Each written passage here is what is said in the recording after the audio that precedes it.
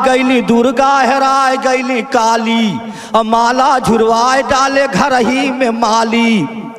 वह सीता के नैहर से घुर गए नेपाली, और अयोध्या में मंदिर बने हाली हाली। जनता से कहले बजावा लोटा थाली, जोगी बाबा शंख घंटा बजावा, कोरोना भगावा कोरोना भगावा। तो दूरी बनावा रहा मत इकट्ठा, दूरी बनावा रहा मत इकट्ठा, और जाबा लगावा मुंह पे बांधा दुपट्टा, जाबा लगावा मुंह पे बांधा दुपट्टा।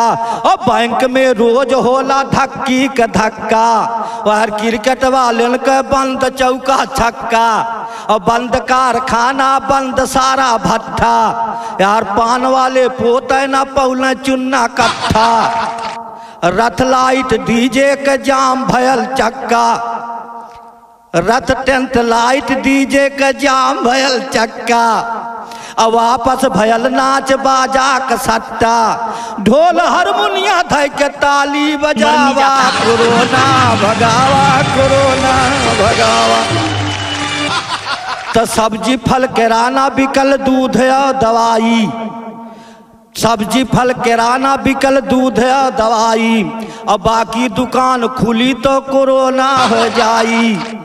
अलमारी में हलवाई का सर गईल मिठाई, और दाढ़ी बार घर घर बनावेल नाई। और छोट दुकानदारन के बंद बा कमाई, और MA कयल सब नरेगा में जाई। और जनता के हक में एकठे कैले भलाई, दारू का ठीका दहले पहले खोलवाई।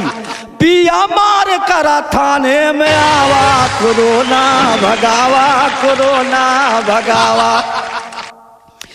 तो जनता समझना ही पावत सियासत, और 12 बजे रतिया में आवे ले आफत।